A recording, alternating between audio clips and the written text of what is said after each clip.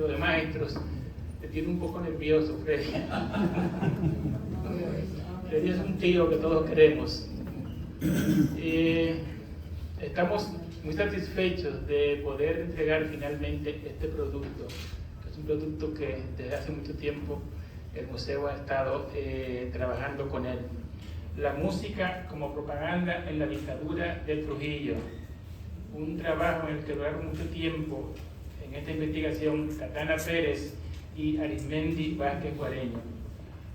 Para darle la formal bienvenida, en nombre del museo, la directora fundadora Luisa de Peña Díaz.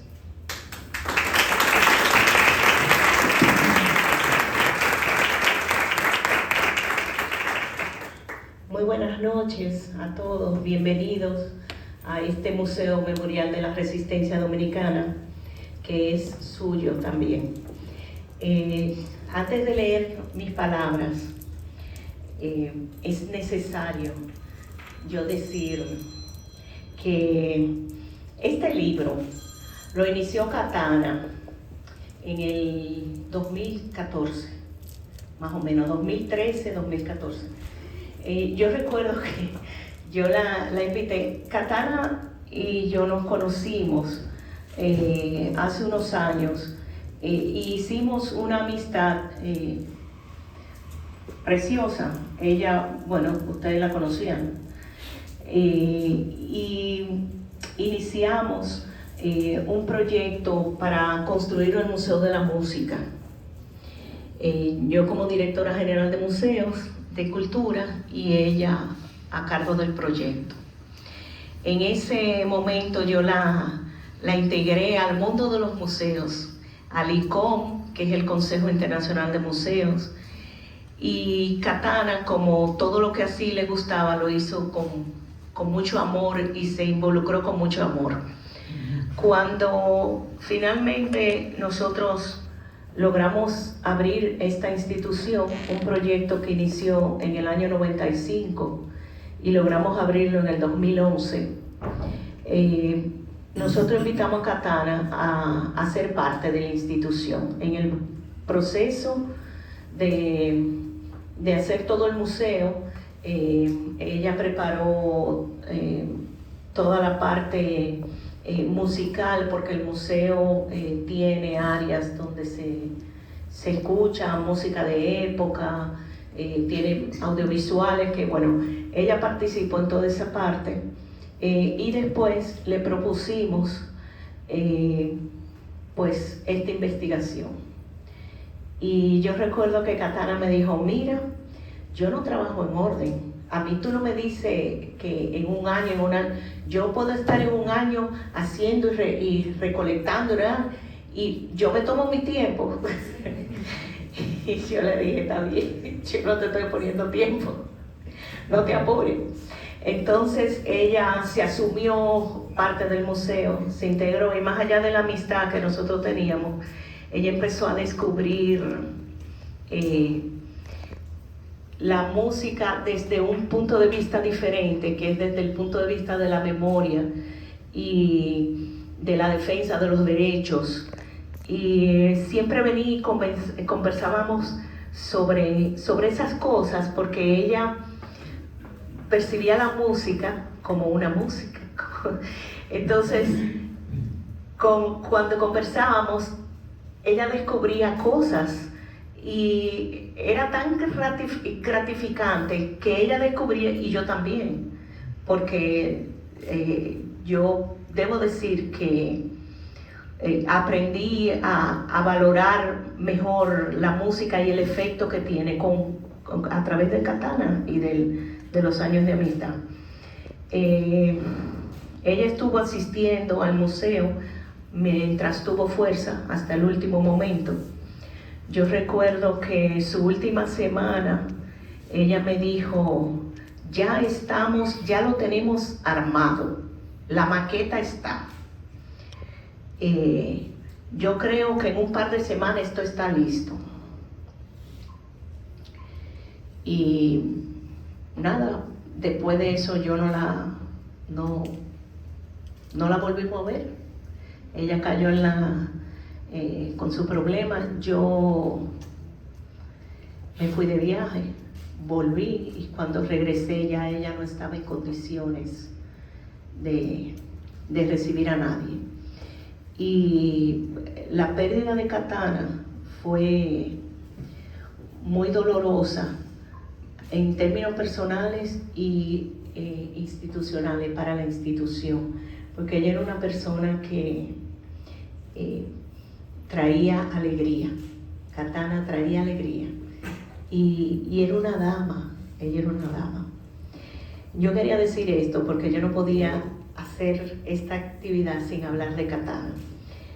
El libro finalmente se terminó, el museo sobrevivió a una crisis muy fuerte, una parte de esa crisis Katana la vivió y la sufrió porque también fue golpeada y afectada. Ella no vivió para ver que el museo salió de la crisis y salió triunfante. Pero lo primero, cuando nosotros volvimos a recuperarnos, que nosotros pusimos en agenda, fue el libro de Katana.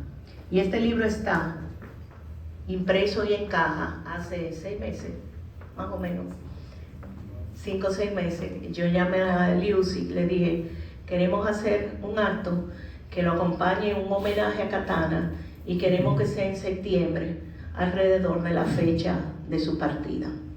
O sea que esperamos todos esos meses con el libro ahí listo, porque fue lo primero que hicimos cuando el museo volvió a reabrir las puertas. Ahora quiero compartir con ustedes lo que yo escribí sobre el libro. Nos complace entregar al público esta obra titulada La música como propaganda en la dictadura de Trujillo. Se trata de un estudio realizado por Katana Pérez, una reconocida musicóloga dominicana con vasta experiencia en el área, y por el periodista Arismendi Vázquez Guareño, que está con nosotros aquí. La publicación de esta obra, al mismo tiempo, nos sumerge en un estado de nostalgia, porque el mismo fue un proyecto que Katana abrazó y llevó a su fin con mucho entusiasmo y esmero, pero que no lo pudo ver concretizarse porque falleció muy a destiempo el 19 de septiembre del año 2019. Los autores en su investigación trabajaron la música de la resistencia durante 3 momentos que son la ocupación norteamericana de 1916 a 1924, los 31 años de la dictadura de Trujillo y los 12 años de la dictadura de Balaguer.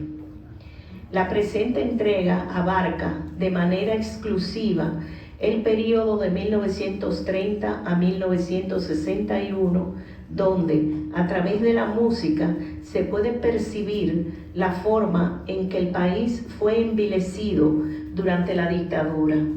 Lo fue incluso en un aspecto tan particular como el de la música popular.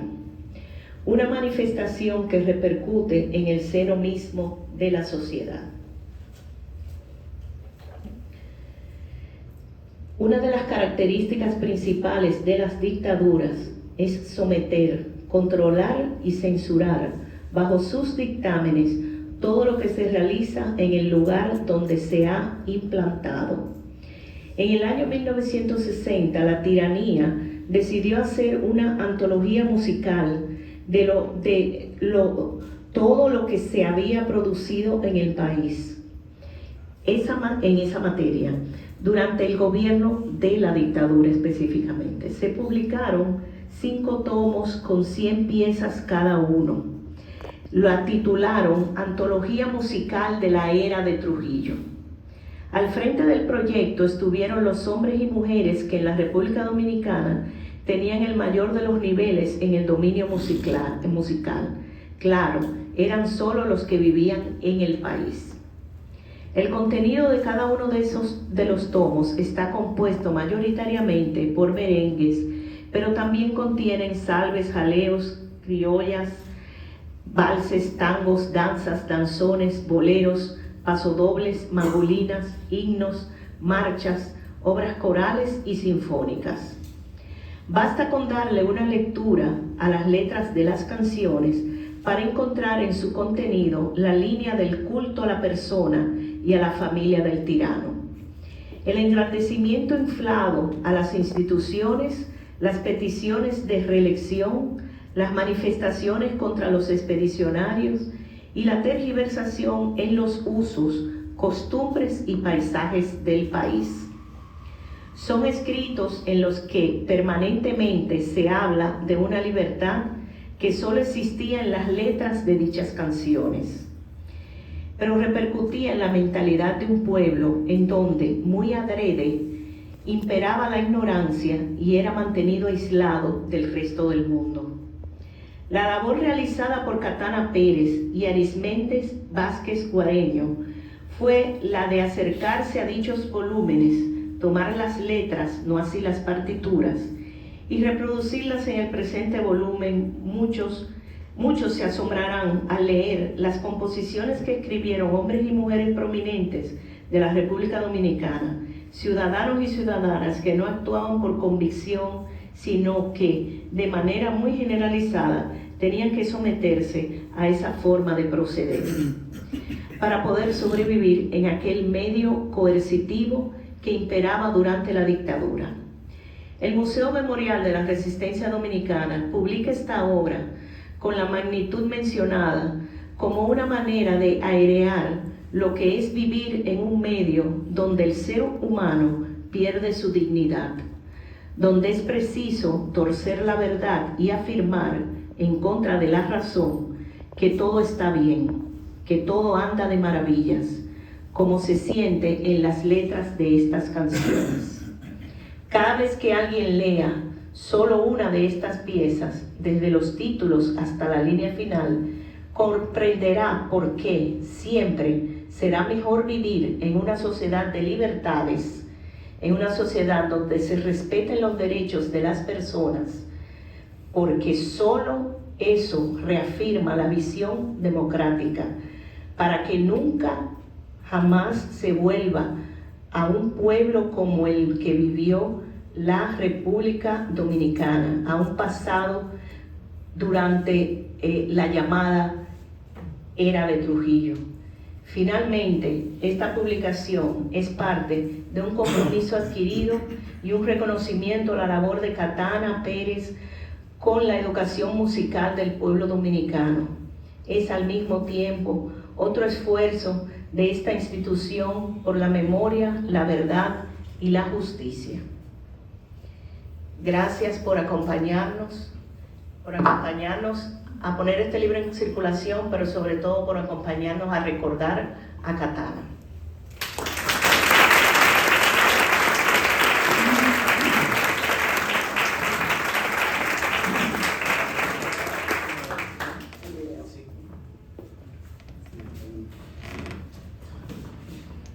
Queremos pedir excusas porque sabíamos que a este acto vendrían muchas personas y en principio el acto se preparó para ser realizado en el patio. Uno no domina cómo se va a comportar la situación climática, entonces para evitar riesgos se quiso trasladar el acto para este lugar y por eso algunas personas están fuera. Esperemos que estén escuchando de lo mejor posible. Como no se trata solamente de la presentación del libro, sino también de un recordatorio a la amiga que fue Katana, Patricia Solano, que labora para este museo, ha preparado un corto, un pequeño video sobre Katana y en este momento entonces vamos a ver ese corto. Se aprende mucho en este caso.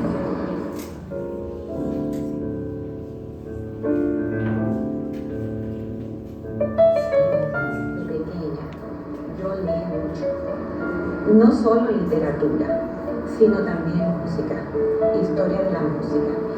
Y cuando aquí no se hablaba todavía de educación musical, que es la educación general para cualquiera, no especializada en la música, ya yo sabía lo que era eso.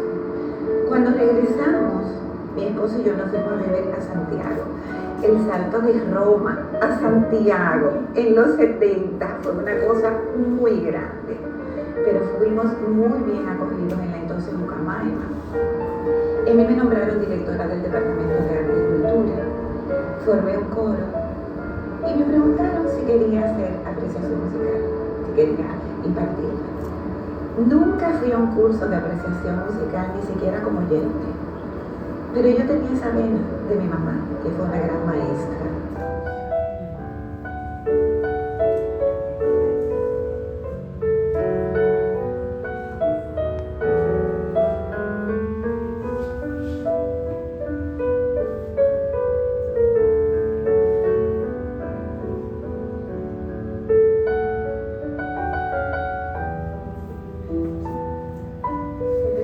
Muchas cosas de los orígenes del merengue y entré a ese tema como una niña recién nacida, o sea, no tenía una tesis que comprobar ni una tesis que derribar, sino a ver lo que encontraba. Por suerte, el maestro Solano y yo, cuando nos hablaron de la investigación, nos dijeron que en un año yo fui una niña inmediatamente imposible y nos tuvieron que dar otra. Así que eso lo hicimos en 2 años de trabajo pisando, donde fue un encuentro con mis raíces que a mí me enriqueció de una forma monumental, realmente. Me siento muy feliz, es un hijo muy hermoso, el merengue, música y baile de la República Dominicana.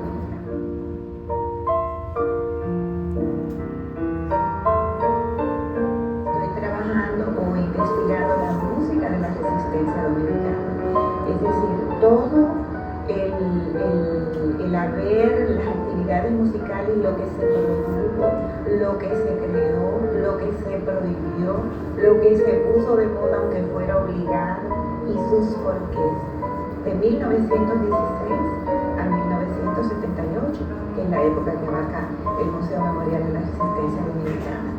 Me acompaña en ese trabajo Arismendi Vázquez y ese es un trabajo, mira, lento, profundo y con el que vamos avanzando, reviviendo tantas cosas que sucedieron y siempre muy enriquecedor. Creo que es una investigación que no se ha hecho en el país y yo me siento muy honrada de ser parte desde sus inicios del Museo Memorial de la Resistencia Dominicana.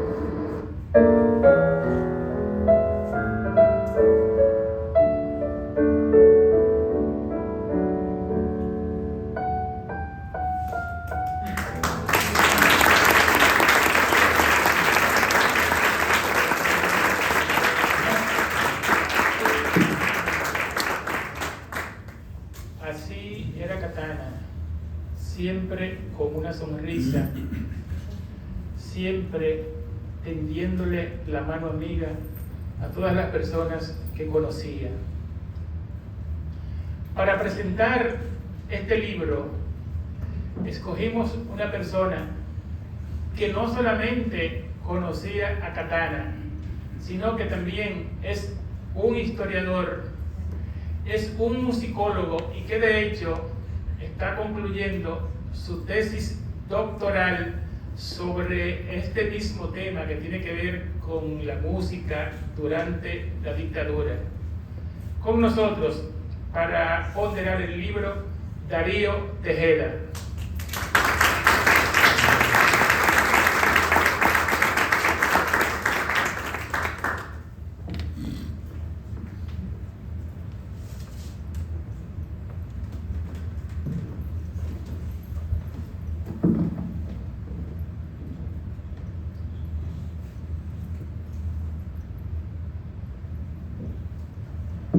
Buenas noches.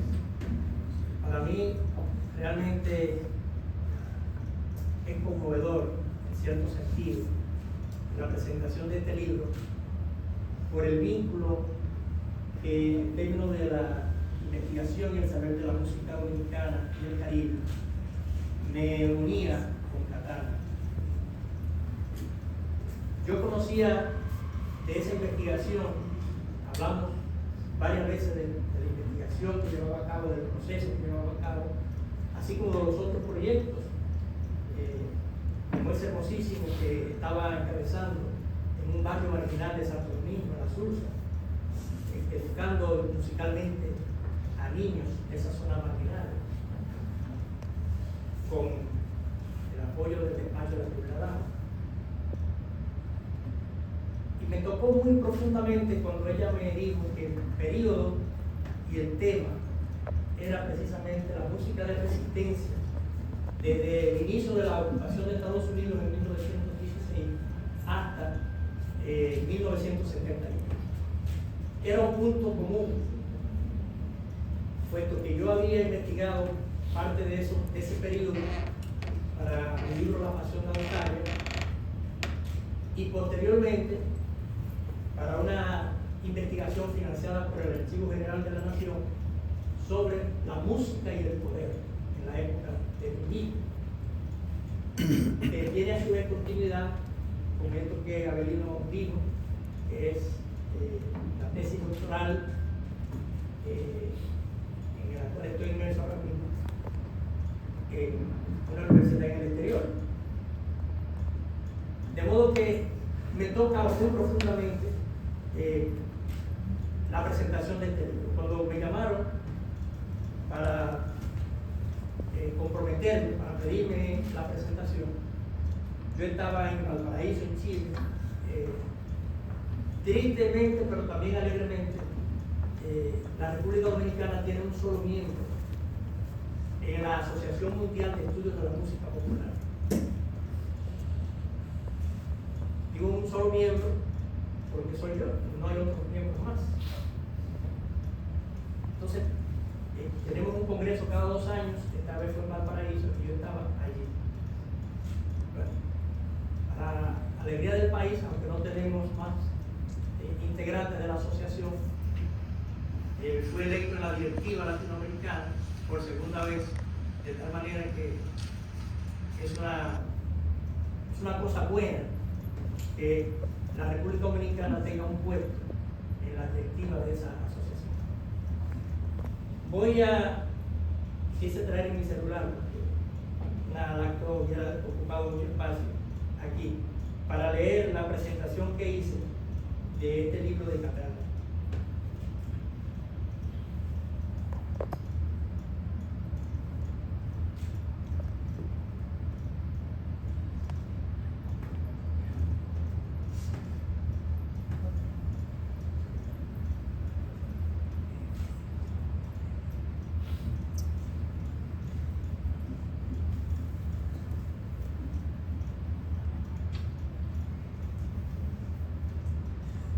Empezaré con una frase un poco extensa de Jesús de Galíndez en su famosa tesis doctoral en libro, que dice: los tiranos han cambiado disfraces y métodos, utilizan la propaganda y todos los sistemas modernos de opresión y de formación.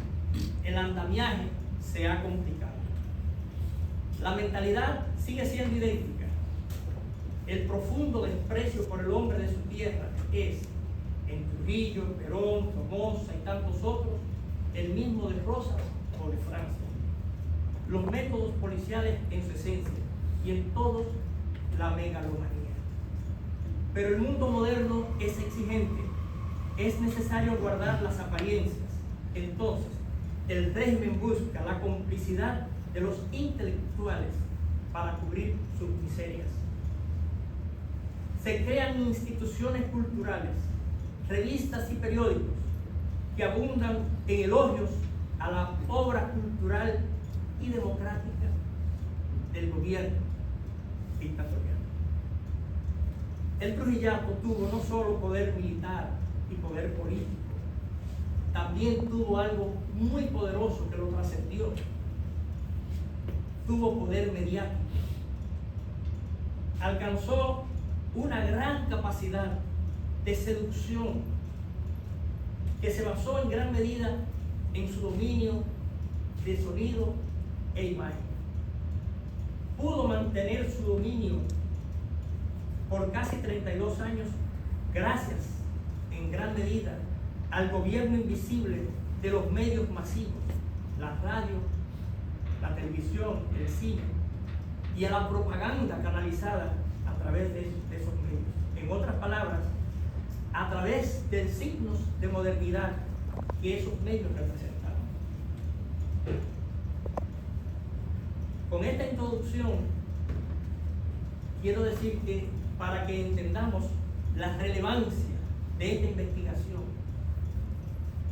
de Katana Pérez y de Arismendi Vázquez, tenemos que entender el contexto y la dimensión en que se produjo ese tema que es objeto de estudio, que es el uso de la música como medio de propaganda de una dictadura. A nivel internacional hay buenos antecedentes de estudios sobre música y propaganda. Si podemos recordar los estudios sobre la música bajo el nazismo, la música y el fascismo, en América la música y la revolución mexicana, la revolución cubana, la revolución sandinista, o la música en el realismo socialista, etc. En este país, este libro es el primero que estudia detalladamente la música como recurso propagandístico del poder dominante. Otros autores dominicanos y extranjeros han hecho esbozos del tema y todos se resumen en una frase: que Trujillo utilizó la música como medio de propaganda. Y ya. Algunos se extienden un poquito y señalan algunos aspectos como las letras, alabanciosas, etc. Pero ninguno de esos libros constituye o tiene un capítulo que sea un estudio monográfico como es este libro, sobre ese tema. Enumeré una serie de autores que tratan someramente el tema, pero no lo voy a mencionar aquí porque no es necesario. Este libro se basa como fuente principal en el análisis de la antología musical de la era de Trujillo, compilada por el maestro Luis Rivera, integrada por un conjunto de 5 volúmenes, con trabajo por encargo. El año pasado encontré en el Archivo General de la Nación el contrato que firmó Luis Rivera para la realización de ese trabajo. Es parte del trabajo de tesis. El uso de la música como medio de propaganda surgió, y es bueno decirlo, a partir de los músicos. Y surgió también antes de Trujillo asumir el poder. Katana lo dice en este libro. Lo establece que empezó en la campaña electoral de 1930, cuando Trujillo se impuso a las malas. Ahora bien, si algunas composiciones surgieron espontáneamente, la dimensión que alcanzó el uso de la música como recurso del poder trujillista fue algo bien pensado y planificado. Hubo 2 antecedentes. El primero, en esa campaña de 1930, sobre la que se ha especulado bastante, por ejemplo, que Ñico Lora y Toño Abreu acompañaron la campaña. Yo no he encontrado ninguna evidencia sobre eso y por tanto lo descarto. En la campaña de 1930 y la razón es que Trujillo quería proyectar una idea de modernidad y se basó su campaña en orquestas urbanas para bailes de salón, no en grupos típicos o conjuntos de música tradicional, que no combinaban con la idea que él quería proyectar. No significa que no lo disfrutara en fiestas caseras, hay muchas fotos que lo demuestran, pero no era su carta de presentación musical en los eventos del poder, como una campaña electoral. Incluso en las fiestas de juramentación, tema que nadie ha tocado,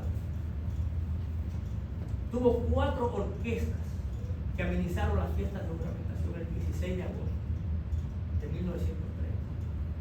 Todas orquestas de salón, ningún grupo típico o tradicional. El segundo antecedente del uso de la música por el poder como instrumento de propaganda fue en 1931, a raíz de la fundación del Partido Dominicano, cuando se convocó un concurso para crear el himno del Partido Dominicano.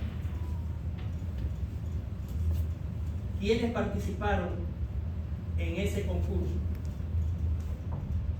Crearon himnos del Partido Dominicano: Julio Alberto Hernández, Chiquitín Payán, el propio Luis Rivera y Ramón Díaz, que finalmente fue el ganador y es el autor del himno oficial del Partido Dominicano.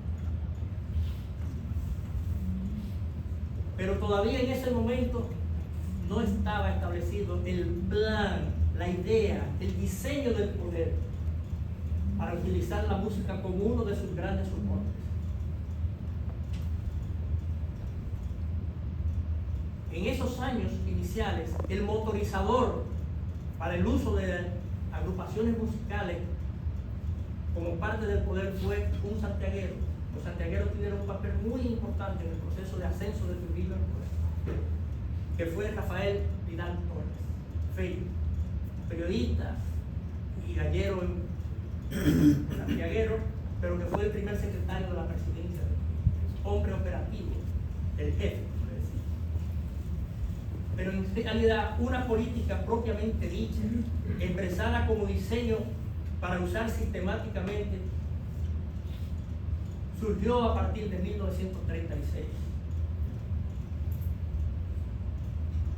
cuando se inició formalmente lo que yo llamo una política sonora del Partido Dominicano. Y voy a citar, por ejemplo, un oficio del 24 de julio de ese año, de carácter confidencial, de Mario Fermín Cabral, a la sazón presidente de la Junta Superior Directiva del partido, anunciando la instalación de un servicio de propaganda del partido. Y a comienzos del siguiente año, el 37, se estableció efectivamente la sección de propaganda periodística y radiofónica, bajo la dirección de ¿quién? De un intelectual sureño, folclorista, escritor, periodista, Rafael También.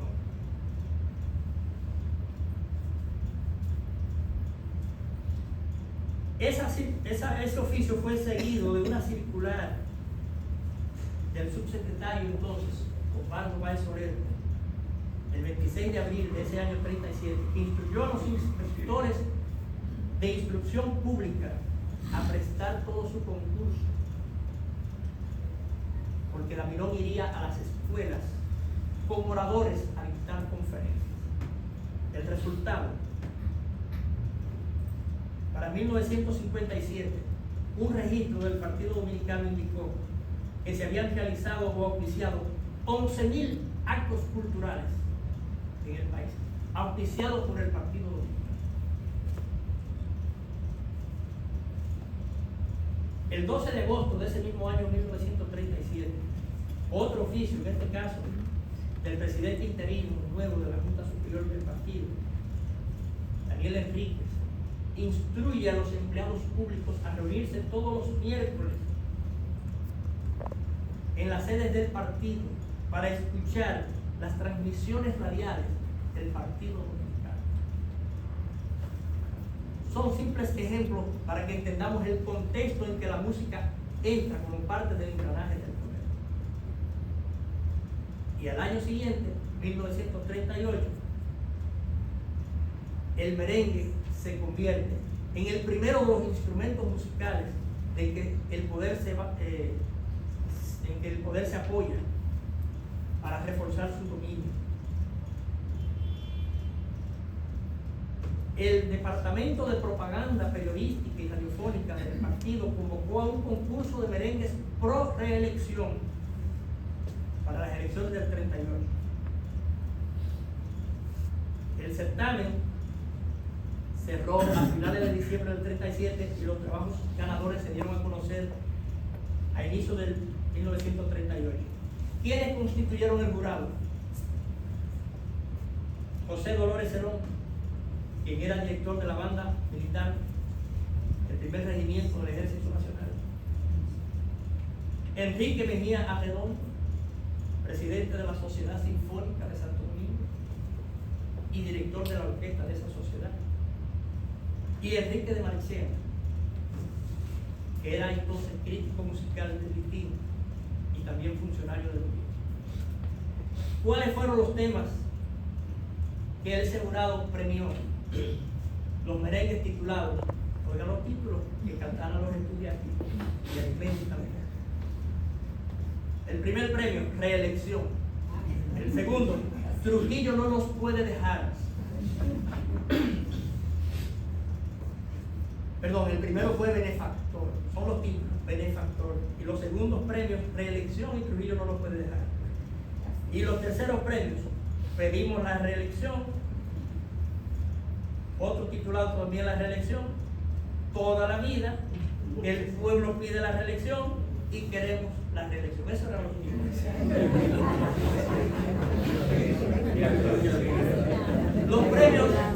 los premios se entregarían el día 6 de enero como regalo de Reyes. Ese era el regalo de Reyes, le entregan los premios. Pero finalmente, las numerosas composiciones que se presentaron y todas las que fueron premiadas resultaron inútiles, porque por el escándalo internacional provocado por la matanza de 1937, Trujillo debió desistir de ir como candidato. Ustedes saben que designó un delfín, Jacinto Peinado. Pero Trujillo fue nuevamente postulado para 1942 y nuevamente la Junta Superior del Partido convocó a otro concurso de merengues pro reelección. Los premiados: Horacio Gómez, primero y tercer premio; Ramón Díaz, el mismo del himno del partido, segundo premio; y menciones honoríficas: Julio Alberto Hernández, Luis Alberto y Ramón Díaz. Todas las composiciones tenían un mismo título: la reelección.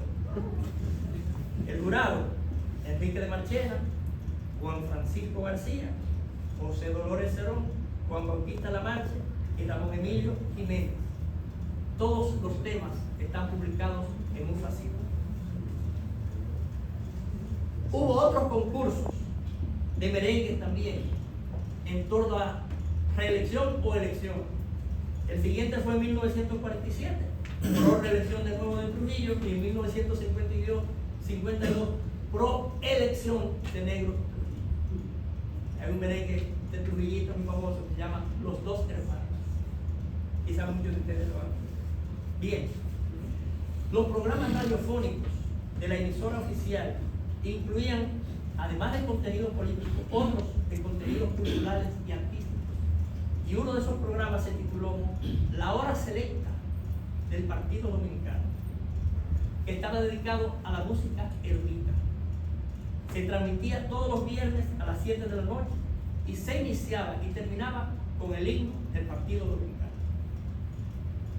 Ya para entonces, el partido contaba con su propia orquesta de salón, que acompañaba en vivo en esa emisora a los compositores e intérpretes invitados, entre ellos el primero, Enrique Casal Chapí, luego director de la Sinfónica.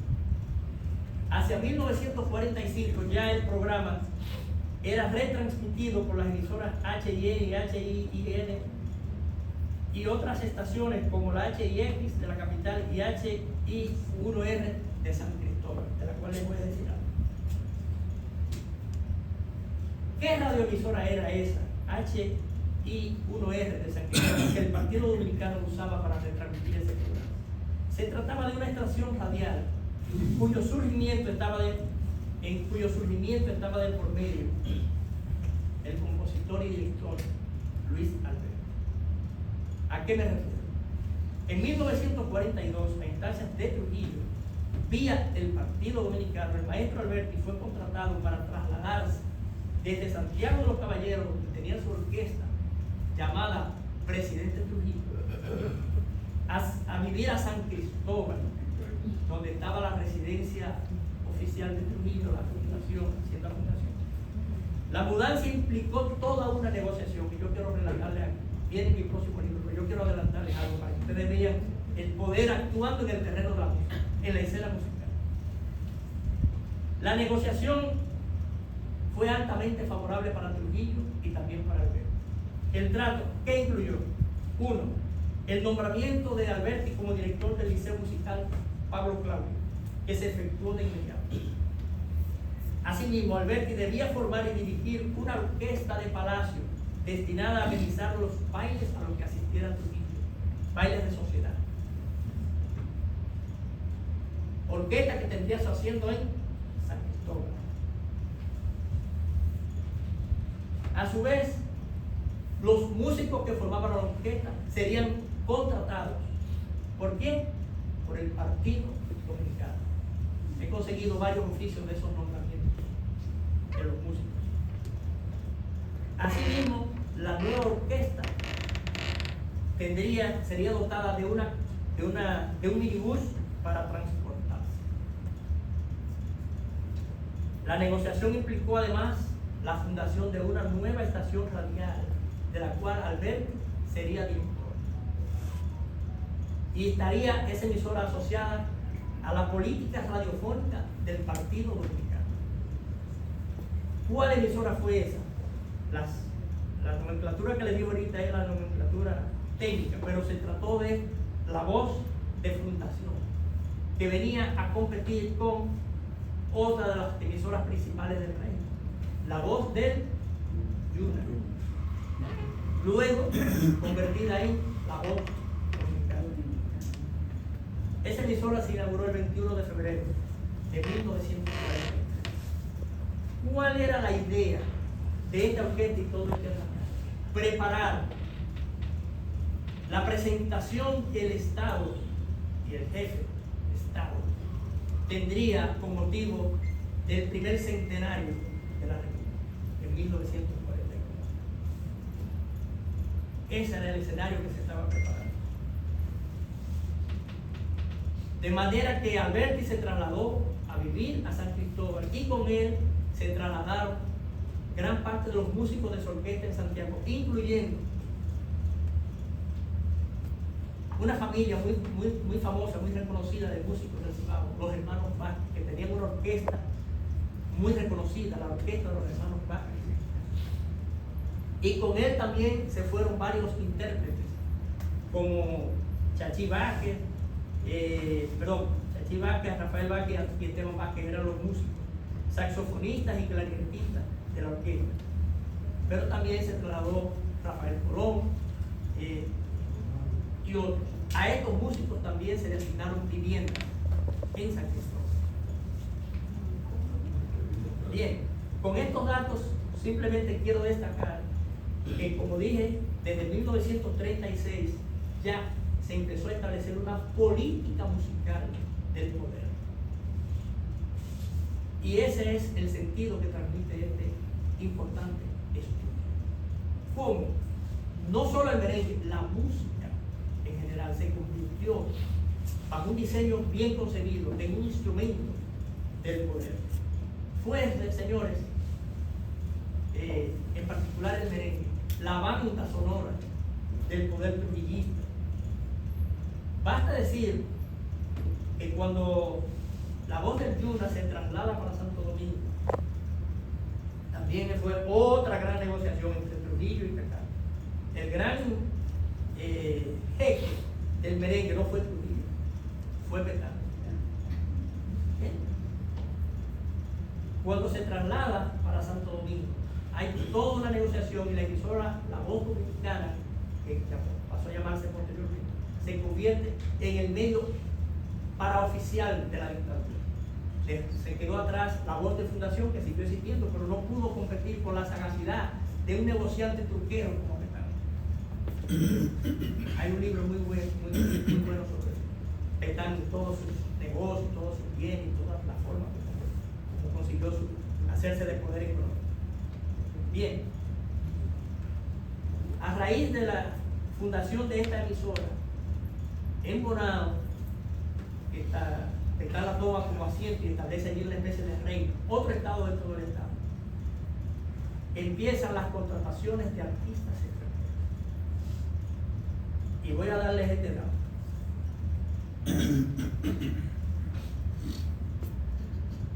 Yo registré 442 contratos de artistas y de agrupaciones artísticas de la voz del Junior y la voz dominicana en apenas 18 años. 442 contratos de artistas extranjeros, no estoy hablando de los dominicanos, extranjeros nada más. Y algunos de esos intérpretes, compositores, músicos, también crearon temas de alabanza a Trujillo 40. Quizás algunos de ustedes han escuchado el dúo Los Compadres, cantando honor a Santo Domingo y a Trujillo, o han escuchado otros intérpretes cubanos, como Celina del Río, etc. Bien, la antología musical de la era de Trujillo, del maestro Luis Rivera, que es estudiada como base fundamental para este libro, recopiló 500 de aquellas composiciones que eran de alabanza al poder. Y de esas, el merengue registró 282 composiciones, o sea, el 61% de las 500 composiciones.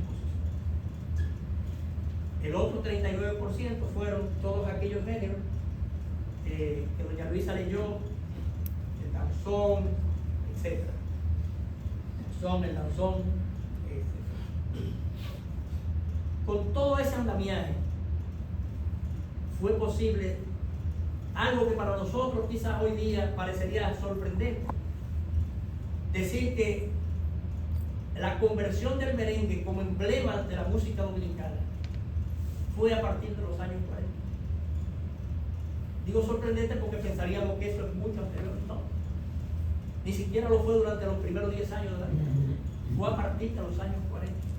Y en 1940 marcó un nuevo escalón. Si teníamos a partir del 36 una política sonora ligada a la radio, después pasó a la televisión, a partir de 1940 es una política musical que se expresa rápidamente en la captación y cooptación y el control de las instituciones musicales. La Sociedad Sinfónica de Santo Domingo, que existía ya desde 1932, es cooptada y convertida en la Orquesta Sinfónica Nacional. El Liceo Musical es apropiado y pasa a ser el Conservatorio Nacional de Música.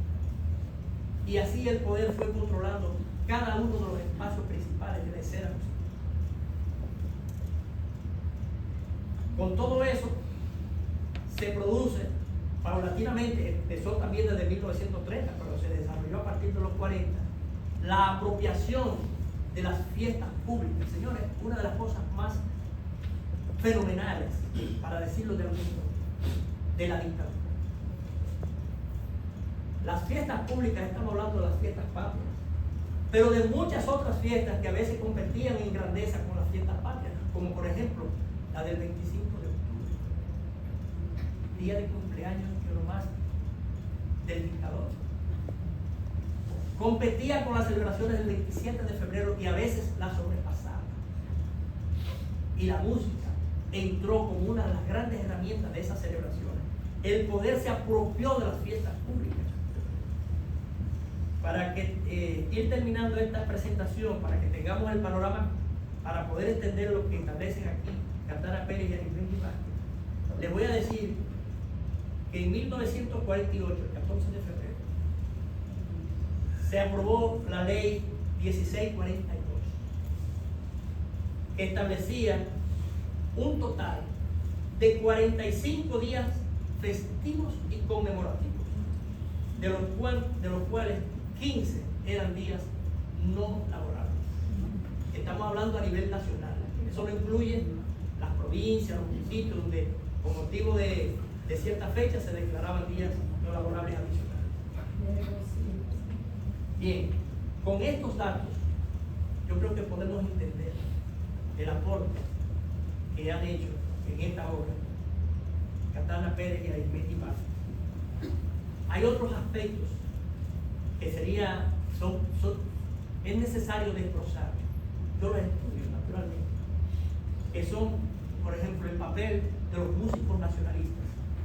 Fueron los grandes músicos trujillistas, pero nunca dejaron de ser músicos nacionalistas. Es un tema sumamente importante. El tema del apogeo sinfónico a partir de 1940, con la captación, una de las cosas que hay que considerar también como certezas, o cosas certeras de la dictadura, la captación de todos aquellos músicos huyendo de la Guerra Civil Española y de la Segunda Guerra Mundial, captándolo para fortalecer las instituciones musicales de este país, la orquesta sinfónica, el conservatorio, liceos musicales, etc., que dejaron una impronta muy importante en la formación de las generaciones de músicos posteriores, durante pero también posteriores a la dictadura. Entonces, termino reflejando la monumentalidad y la suntuosidad que el poder quería darle, así como a la figura del propio Trujillo, también a su poder, que fueron las bandas de música, especialmente las bandas militares. En ese sentido, puedo afirmar que había una militarización de la música. Y si ustedes comparan la banda de música del primer regimiento del Ejército Nacional, antes de 1903, con lo que fue después, con equipamientos nuevos, con la ampliación, oigan bien, hasta 70 músicos eran los integrantes de esa nueva banda de música, con uniformes nuevos al estilo de la banda de música italiana, todo importado. Ustedes ven esa monumentalidad y entonces eso le da a ustedes la idea de cuánto puede un poder hacer cuando se dispone a utilizar un recurso como la música. Lo que puedo decir es que ese poder tan amplio se usó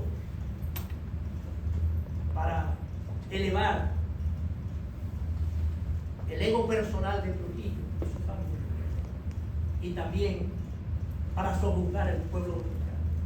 Y como cosa lamentable, que todo ese poder, esa inversión en el sector de la música, los gobiernos posteriores no la han hecho en favor del pueblo dominicano para borrar aquellos años en que la música fue usada para el dominio del pueblo.